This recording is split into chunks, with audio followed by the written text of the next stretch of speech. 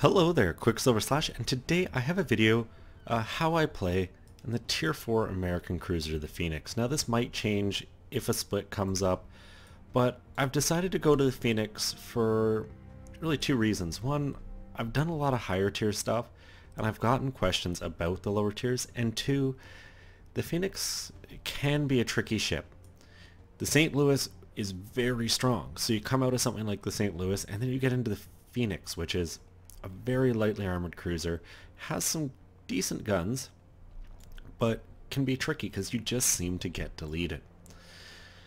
Now, to help with that, as far as modules go, I've fully upgraded it. It's not like the Omaha where you have to choose about losing things. Each hull just gets better. And you don't have a lot on the module front, but main armament 1, and I've gone with damage control. The captain, I've priority target just to know how many people are looking at me. If I need to disengage, try to go dark. Last stand, because less armor, I find the engines, the rudder can get hit pretty hard. And I've gone with demolition expert, and a lot of people would say, well, why not superintendent? Because eventually you will want this skill. And the reason is, I don't feel more hydros is as useful at this tier as that extra fire chance. And finally, I've gone with concealment just to knock that detection down from the 13 something to 11.2. Now you notice I've only got a 10-point captain in this. I figure that's a reasonable level that you could get your captain to as you're going through this ship. Maybe not quite this far, but you'd be close. So without further ado, let's hop into a game. So as we load into this domination battle on ring, I'm going to keep a couple things in mind. One, I'm lucky. I'm top tier. It definitely helps out. But the second is these lower tier battleships, with a few exceptions, are very slow.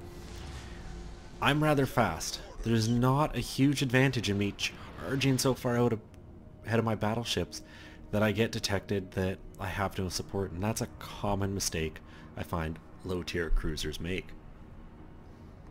Now the other thing I'm going to do is I am going to head for A. And you can see most of the team, they're probably going to go fight D. So I have to already in my mind be prepared to kind of fight a running fight. I'm not going to be able to charge in there. I want to be here to support the wicks, but I can't go crazy.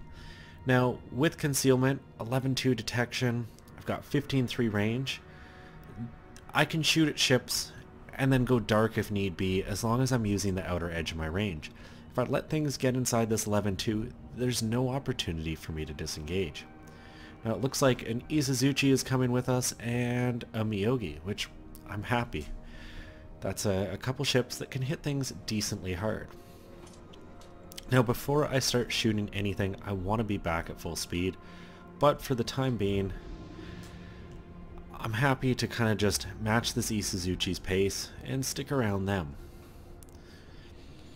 Now, looking at where the Wix is going, he's put himself in a tough spot, because if he engages another DD or sees one, there's no real like 180 get out of there, and well, there's an enemy DD. With him smoking though, I'm not gonna fire. The second that's gone, he's no longer detected, I'm no longer detected. Had I shot, you know, there's an opportunity for the St. Louis potentially to be spotting me, and really the St. Louis is the first target I'm going to be going for. Now as I said, I want to keep my range, but should I get close enough, I do have these torpedoes, and you can make good use of them. Once again, ideally you're not getting that close unless you're using islands to get in, like, you know, come around an island and then drop them at somebody, because it's a battleship that you're going to do the damage to, and well, a battleship will wreck a Phoenix that tries to close to 5.5 kilometers. So I get lucky on the first volley, demolition expert doing his job, I get a fire, and I'm basically just going to weave. He's put it out, so now I want to get the fire. He's showing me perfect broadside, so AP could be quite effective here, but getting that fire is going to be important. Now the other thing you should notice, I've never really sailed in a straight line here. My rudder is always going back and forth, So while yes, I am getting hit, I'm not getting hit by full volleys. And that's really what you want to be doing in a cruiser all the time. And with most of the enemy team here, it's about time I choose to just disengage. I've got some decent starting damage on that St. Louis. I've turned him around, but there's 2 ships aiming at me right now, and you can see a whole lot more near that A cap. So it's time to try to go dark and just get out of here. And after that 20-second cooldown, I manage it. I get a little lucky, the Kaiser shell hitting pretty close to my engines, but looks like an overpen. 1700 damage that I can live with. Now, in this situation, I could be shooting at the Kaiser, but there's a Phoenix there. It's able to do a decent amount of damage, and you know, for me to be able to disengage, I've got to be going south. And for me to keep the current heading I have, I'm broadside onto the Kaiser. That makes it a much easier shot, and I don't have the room, because of the border, to try to turn away. So I'm just gonna keep kiting, keep trying to create myself some space, and just wait my time. Now with that Phoenix falling a little further away, and a lot of these battleships occupied, I've created a tiny bit extra room to the border. I'm gonna open up on this Kaiser. And you can see already, 1 ship is targeting me, so the second I'm being targeted, it's time to start the weave. Now, I don't have a ton of room here to turn away. Ideally, I'd angle a lot better away, and as he shoots, I am going to do just that, get myself skinny. Most of the shells passing by harmlessly, and as he reloads, I can try to buy myself some of that space to the border again in order to turn out the next time he fires. But because of how far through this turn I am, and just the relative reload of a battleship, I'm actually going to get myself bow in here. I'm no longer being aimed at, which is nice. You can see they've decided the Miyogi is the ship they want to work. So now that I've gotten, you know, a solid kilometer or so to the border, I can start turning back the other way. And you'll notice a lot, I'm checking my positions really more than I'm aiming. The reload on cruisers is so fast, you're going to hit shells, you're going to miss shells. That's not a huge deal. And with the Kaiser getting to the outside of my range, it's time for me to go dark again. Now we're going to lose this Miyogi. And really the big reason is it charged up there alone. I was already turned around, the Qckslvrslash was turned around. Just a bad play by the Miyogi, and learning that is kind of the tier 4. Now the Miyogi does a huge chunk of damage to that Phoenix, and that's kind of the issue with the Phoenix, is it can be very soft if you manage to get it side on. So with my Qckslvrslash kind of stuck alone against this vampire, I think it's who I'm gonna go for next. I'm not confident that I can get all the way in there, but I'm able to get my hydro somewhat close. 2.5 kilometers, I might be able to add a little bit of early detection on that vampire's torpedoes, though. If I had to guess, based on where they are, the Qckslvrslash is, I think the Qckslvrslash is already out of torpedo range. So we'll scrap that. I'm going to switch to AP because I can see this Katori over here kind of starting to show a little bit of side. So I want the best ammo for the job, and it's time to open fire. My stern is pointed at one of the big battleships that's a major threat, and not a great hit over the Katori there. I over-aimed, or over-led. The second one, 2 overpens. Not great. And it's time to weave. The battleships are shooting at me. The Phoenix is a very agile cruiser, so just this little weave, often more than enough to duck shells. And our team's starting to kind of lose a bit of the fight. Now the Katori should go down, Looks like the vampire gets away with kind of YOLO charge. So I've got to start doing something, and really that's just keeping my guns in the fight as much as I can and as long as I can. Still got someone aiming at me.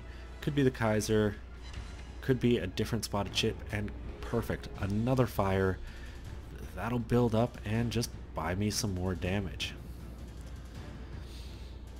So looking in the north, there's still a lot of ships up here. And really, for the enemy team to succeed here, these ships are gonna have to push south. So I'm gonna do a big loop, and I'm actually gonna try to kite out in this general direction, down to like J1, that kind of area. The reason is, I've got some team over here. I want to try to put myself in a bit of a different place from the rest of my team so I can potentially get some broadside shots at ships. And well, I get spotted as I fire a little before because the Kaiser came out from the island, and you can see a couple ships aiming at me. Keep that rudder over, no chance to go straight. The Kaiser's actually backing up as he eats a fire, and well, this Phoenix is going to prove to be the first target I need to go for. He's got his guns in the match, low health. You gotta finish off low health targets. And this could be tricky because at 14 kilometers, you know, the Phoenix, being a maneuverable ship,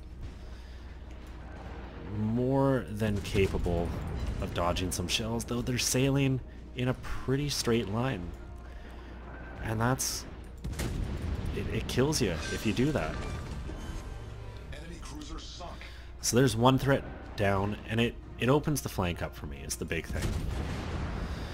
The Kaiser continuing to shoot, but as long as I keep my range, these low-tier battleships have unruly aim. They're not sharpshooters. At higher tier, 13 kilometers, a battleship, it will hit you. It might not hit you with everything, but it's going to hit you consistently. At these lower tiers, it just doesn't happen. So I just keep sailing away, keep my guns firing, and I just let the Kaiser chase me. He's not getting shots in, he's sailing broadside on to the rest of our fleet as he chases me, and you can see those shells coming in, and we're just slowly working them down. That's all we're trying to do here. I don't have to charge in, I don't have to become a hero. He momentarily goes dark, but as he was going dark, you saw the guns firing, so you know he's going to be respotted. And I tell you, my fingers are getting a little sore. Just A and D, non-stop, just weaving back and forth. And as the Kaiser sails out of my gun range here, potentially, though I am turning into chase, I could potentially go dark.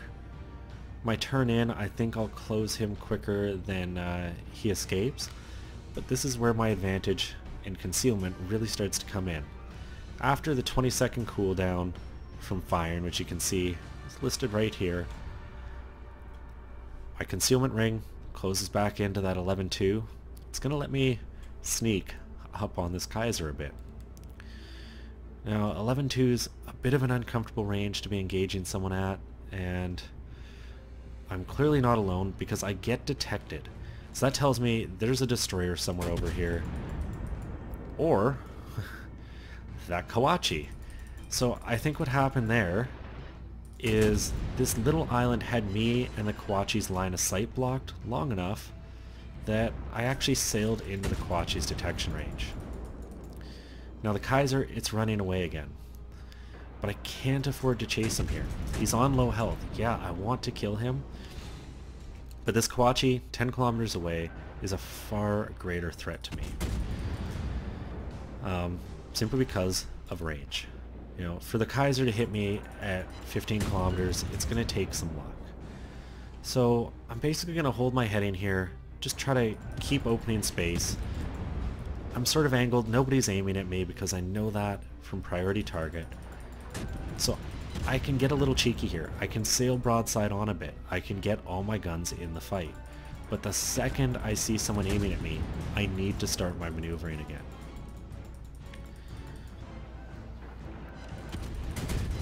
Get another fire on the Kawachi, and just kind of keep working this flank.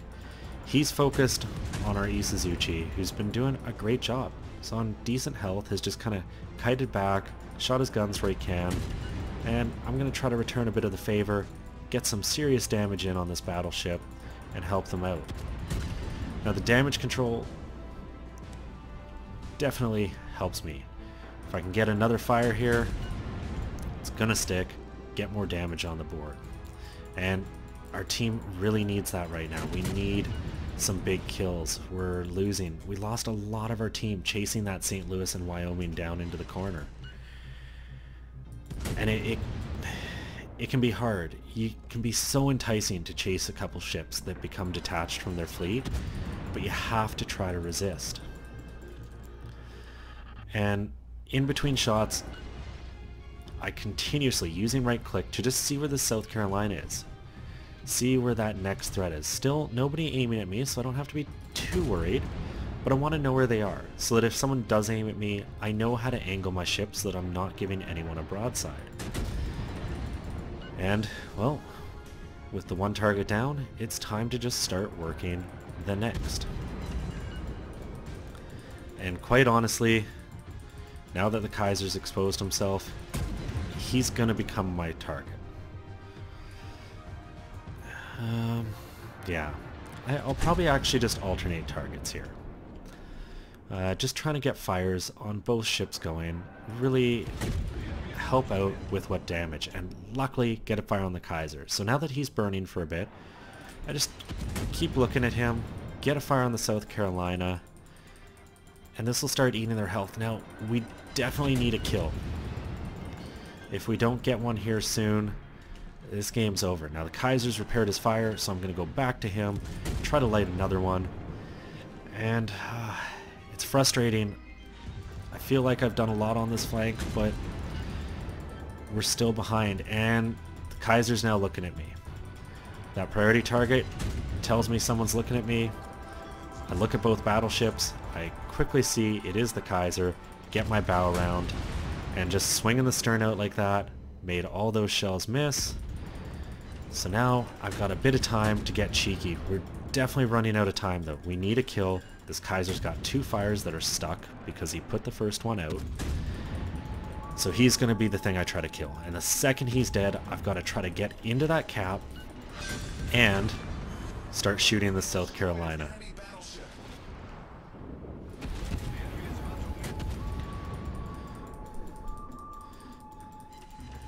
And this is a hard game. Me and the Qckslvrslash, we're fighting. You never give up. I see too often ships just stop trying to play, and it's frustrating when you see that on your teammates. Now I could try to close to 5 kilometers here, get some torpedoes off, but he's, or 5.5, but he's sailing away, so I'd have to get closer than 5.5 to make that effective. And really, as much as I say keep fighting, and I'm going to, this game is over. I'm giving us the best chance I can by getting into A. I'm even going to sail across A towards that cap to try to get some torpedoes in, but it might just be a little too late. Now I clearly can't shoot over this mountain. It's a little too high. The St. Louis is close, or the South Carolina. And you know what? I'm going to swap to AP. Ran out of time. That definitely sucks. But end of the day, I made 140,000 credits, 1,000 experience, just shy of 85,000 damage, 2 kills. And when you look at the team, me and our Qckslvrslash, who pretty much held this flank down, we're the top 2. And some games you can't control. I did my best. We had a couple ships versus a very large number of theirs, and we kept fighting. And we held them back. We tried to buy our team time, but one after another just died on that other flank. And when you look at my damage, 37,000 to that Kaiser, only 2,000 to the Phoenix, but I needed to get rid of him. 18,000 to the Carolina, 16,000 to the Qckslvrslash, more to the St. Louis and the Katori. It adds up, and you can see the fires gave me about 30,000 damage, so basically 1/3 of my damage coming from them.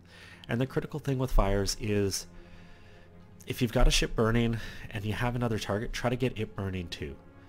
Don't just keep shooting the same one, because once a fire is lit in location, you can't relight that location. So you either have to hit a different spot on the same ship to try to start one of those 4 fire locations, or a different ship. And if you can get permanent fires going on 2 ships, your damage is really going to go up.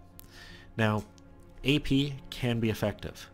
And I was actually going to switch to it to the South Carolina there because he was going to be broadside on as he came out that channel, and I really feel at the superstructure could have done a good chunk of damage.